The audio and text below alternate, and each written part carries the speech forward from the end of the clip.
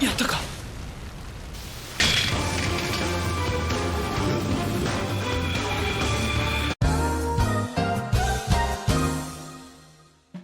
In today's video, we double back to the realm of the Purple Menaces and add the 5th member to the group and the berserker of the table, Ooo'S Putotyra form. Now I know it kind of feels like he's just a rider who's code switching to get here, but if the shoe fits, which it does, we'll add it. So the setup for this video may feel kind of all over the place, but there's a lot of context needed before we get into our exhibits. So before we do that, go ahead and hit the like button and let's go ahead and get started.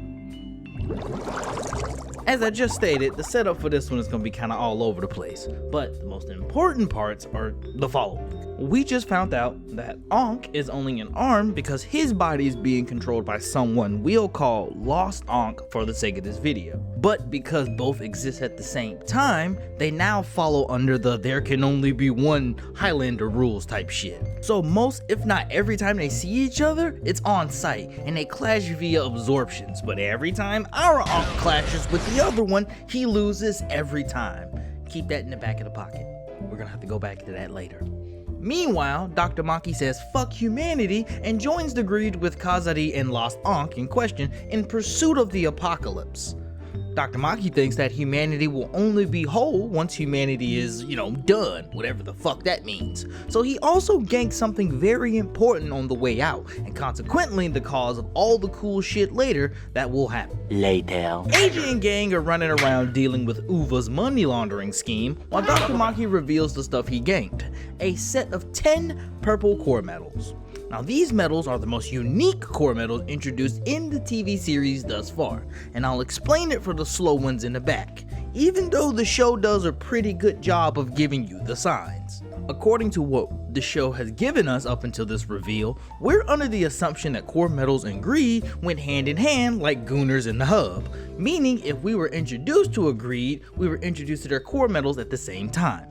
But when you see a set of 10 core medals of a color never before seen, revealed to be just chilling in a premium Bandai case, you can tell this was presented to grab your attention.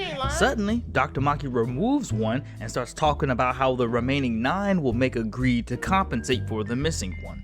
This doubles down on grabbing your attention because we've never seen a greed be born before. Not including the movies. We've damn near seen all of them be revived, with Lost Ankh being a special case as they created a new identity for themselves to host their body.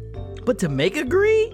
That's tough. The only nigga that did this is the original Ooo'S, who did the exact same process Dr. Maki did to make the starting 5, using a fuck ton of cell medals to do so. And we wouldn't know any of that until the Ooo'S light novels were released a year after the show ended. So that's me being, in my Captain Hindsight bag. So without knowing exactly what the purple core medals can do, all we can do right now is just wait. A few minutes later. When 5 of the aforementioned medals blues could do their way into Eiji's chesticles during a fight with Uva, our boy freezes up on the spot, allowing the beetle to get away and confusing everyone else. After a quick checkup, Eiji's friends go home and talk about his trauma while he's not in the room. That's kind of fucked up though, I'm not gonna lie. When Date makes note how the trauma Eiji went through is the kind that can make a man hateful or empty, President Kogami pops up and piggybacks off. He starts glazing Eiji, stating that the hobo being desireless ironically makes him the perfect person to be Ooo'S, because all of that desire power from the excess core metal combo usages just funnels through him and makes him tired, while the first Ooo'S went all crazy because of which. Once again, I'm in my Captain Hindsight bag, as this is something we don't find out until reading the damn post-series novels. Now, under normal circumstances, whatever that means, all of this would be cool. But then the Grimace coins showed up. Apparently, these purple cores are based on extinct creatures or creatures that existed on a conceptual level in modern times, meaning that they're based on creatures that we can't see in a zoo right now. This correlates with the Grimace tokens being forged by the essence of nothing rather than desire. So, they are directly powered by a lack of desire and are the complete antithesis to the starting 5, 6 if you count the one from the movie. Now, Eiji's lack of desire has attracted the Grimace core medals to him, and Lord knows what could happen next. Well, I'll tell you, it's Exhibit A. According to my notes, I named this exhibit Extreme Dinosaurs, and after you hear me say this setup, you'll get it. This episode already starts out crazy as two purple dinosaur yummies show up staring menacingly at the city. The first half of this exhibit technically happens before the purple core medals were explained by Kogami, but you needed the context of the Grimace tokens in order for everything to make sense. AG and gang wrap up that whole money laundering plotline until suddenly they notice that people are panicking and a whole building's disintegrating. Ain't no yummy did shit like this before. You ain't lying. Then the dude, Purple Yummy, shows up with his old lady getting her secondhand smoke on inside the building. AG and Date put that shit on to face off against them, and spoilers, this is free eats for the Yummy, and he even gets a clear dub off of AG here. Berth tries to save his homeboy from entering the gulag, but a counter slap from the Yummy knocks him out of his rider form too. Now the Yummies are up by 2, and when the Lady Yummy enters the battlefield, niggas are clearly shook. Because it's bad enough that one of them is whooping your ass, but now there's 2. They can make buildings and people disintegrate, and you don't know who made these Yummies either? This is the I didn't know this boss had a second phase kind of bad.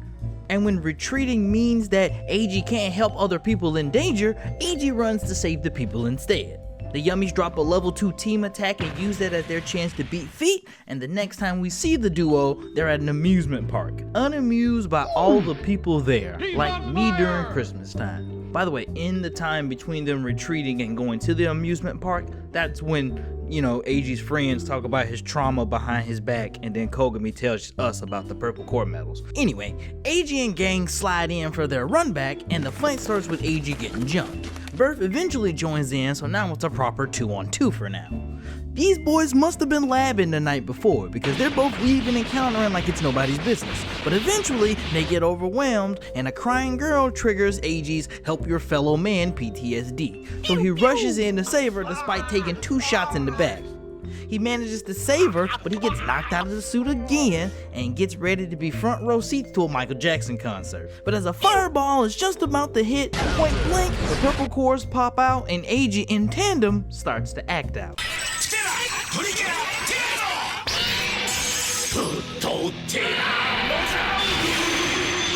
Man, that's tough. I don't know about y'all, but if a form debut doubles as a get back, then you know the rider in question is about to pop off. The Muteki video is case in point, so you should watch that one after this one. In fact, Ooo'S in this new form pops off so hard, he overwhelms both Yummies with this newfound yet scarily similar power to theirs. After beating him to the ground, he just goes straight for a finish.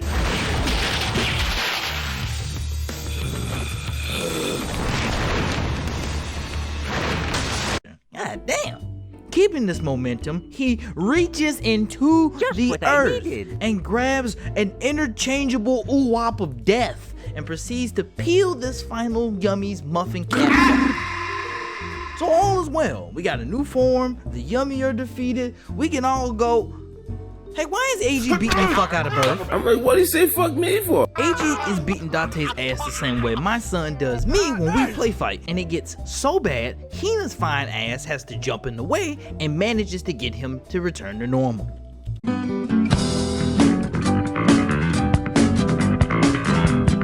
This final form intro is so simple and clean that I swear I was playing Kingdom Hearts in the background. This fight sets up the foundation for the rest of the Grimace combo's appearances, and this continues to hype up the suit, making it both so special and obvious that it's the final form. Again, I'll explain the main reasons why for the slow ones in the back. Final forms usually do one of 2 things, either harmoniously work with their show's power system or hard counters it, making something impossible possible. If you need an example of harmonious final forms, think of stuff like Cosmic Forze and Kiwami Gaim. If you need hard counter examples, look at Muteki X8 and Build Genius. And as a final form, Putotyra fits the hard counter category. Despite this suit makes you go all oonga boonga when your life's in danger, the combo is clearly strong enough to swap hands with the best of them in the series. My favorite example of this is when our Grimace takes a point blank permanence drop from the back from Lost Ankh, and he gets the fuck back up like his name was Jason Voorhees. Yes, I know I use Michael Myers' theme for the bit, but it works, okay? Anyway, because the core metals diametrically oppose the rules of the core 5, they exist with the power that rivals the others while managing to do their own thing like Miles Morales. The physical representation of this is Putotyra's white undersuit. Perhaps it represents the emptiness that being desireless brings, while the basic core 5 combos have black undersuits, representing the completeness or life desire brings. I don't know, I thought I was cooking when I thought about that. Another way the show expresses this, and my personal favorite, is the way Uva, Mezul, and Gemil react to seeing purple cores in action, with the latter two asking, Yo, who the fuck is this nigga? when they see him in use. And there he go, doing that goddamn Jason Voorhees impression again. This gets even more apparent when AG starts gaining control and starts leaning more into the Grimace Coin's power. Thus, this form's true ability get revealed, and it forever changes how the Greed interact with AG and subsequently this combo from then on. But to talk about that, we need to get to Exhibit B. Exhibit B in my notes is titled, "With great power comes great responsibility." And yeah, it makes sense after I tell you what happens. This exhibit is one of my personal favorite moments of AG Hino that puts him in my mind as a GOAT, so for the sake of getting to the good parts, we'll just speed through this. Lost Ankh puts a plan in motion that puts AG and gang in a cockfight. Sorry. That leads to them getting a confident dub, but however is a setup for Lost Ankh, leading him to absorbing our Ankh and putting our heroes on the back foot, for real, for real. As I mentioned earlier in this video, Ankh loses every clash she gets in with that little boy, and this Ankh is locked in for those moments, so an off-guard Ankh is quite literally free eats for the little boy, and because of which becomes a substantial power-up for him. How substantial? Well, strong enough to swap hands and even beat out Putotyra. Now, between Sogo, no not that one, failing to feel Ankh's shoes, another purple yummy being out and about, and Dr. Maki spilling the beans on how AG is slowly becoming a Greed, it is clear that the odds are not in their favor. This all comes to head with a bunch of bystanders being frozen by the purple yummy and demanding that Ooo'S be called out like it's a crisis hotline. This leads to my favorite scene in all of Ooo'S, as this puts AG in the same league of selfless heroes like Spider-Man. Despite Hina telling him he doesn't have to go because of the burden Ooo'S has placed on him, he replies with a simple "it's bigger than me" and leaves. As Ratara, he frees the people and allows them to escape, while Birth, who's Goto by the way, swaps hands with the yummy. Lost Ankh appears and the two begin a back and forth, making note that today is in fact the death match. AG puts that shit on and the fight starts with the two clashing elements and they proceed to swap hands of epic proportions. Sogo reminds us that AG is in fact the realest to ever be Ooo'S, as the entire encounter represents how selfless AG is as a hero. Even while turning into a freakazoid, everyone else's wishes and desires come first. The safety of the people, bringing Ankh back, and every other one in between is AG's priority. He reaches his hands out to anyone who is in need. That's what I'm talking about! That's why he's the MVP! That's why he's the GOAT! The GOAT! Y'all not here for that part though, so here's a clip of them niggas boxing.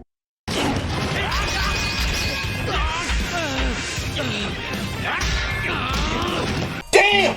That shit good! The two separate from one another to catch their breath, and you know, AG's been doing a pretty good job, not going crazy. So it's clear to me that he's mastered the... Damn. Oh man, damn. Oh man. Well, at least we got... Nah, the episode about to end too? Yeah, this shit about to get wicked. Ooo'S and Lost Ankh take their fight to the skies, and shit gets bad for the Birdman immediately. My brain says it doesn't make sense that the bird nigga is losing in the air, but the show is called Kamenrider Ooo'S, not Red Bird nigga. So I'm just gonna, roll with the show's plot.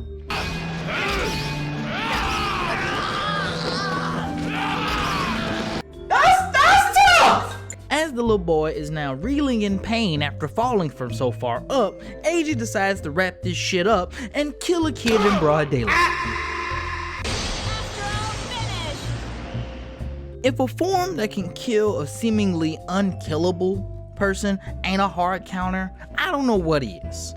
This moment solidifies both Ooo'S and Dr. Maki as greed killers, and the power slowly but surely takes out each and every greed. Despite it just being a form and not a whole ass rider, Putotyra perfectly fits the Grimace category, as the two main requirements to be considered one are being purple and holding an idea that serves something that I like to call the compelling antithesis to the protagonist's idea, or an anti-hero if you want to be simplistic about it. Rogue's idea stood against Build's just as Buffa did Geet's. Hirobi, being a robo-hotep, clashes perfectly with Autoto's can't we all just get along energy, and Calibur's entire get down clashes with the ideas of Toma and the idea of breaking cycles. Yes, most of them get the perspective kicked into them, but their mindsets affect either the protagonist's growth, the progression of the story, or both. In addition to, most Grimaces in their own way fight for people. Look at the scene from Daredevil where Punisher and Matt are having their conversation. Both of them are right in their own way, but they just go about it differently, so that's why they clash. Putotyra is no different, as he fits both requirements, with the latter being served more in a conceptual sense. AG has always been desireless after his trauma, and it's been one of those things that kind of makes him want to help out as much people as he possibly can. This clashes with the selfish desires of most of the monsters in the show and the people they affect in the process. Purple core medals are just that thought coming to head or becoming physical, as now AG has core medals of his own, and as he's slowly turning into a greed, those core medals become more and more of his. I know people gonna probably argue with me about the whole Putotyra final form thing, but if you do and you disagree, there's a good chance that when you were in school, you rode in a little special bus, and you stood in a very special hallway. No shame, I just know I have to say things slower next time. But yeah, man, that's the video. We are at Grimace member number 5. Get this video to 900 likes and we'll do the Berserker video where we talk about all the people who just crashed out in their Berserker forms. Ways to support the channels are in the description below, and if you are buying toys on Hobby Link Japan, make sure you're using my affiliate link, so when you buy toys, you know you're supporting the channel, baby. I appreciate all the support and love, but give me $5.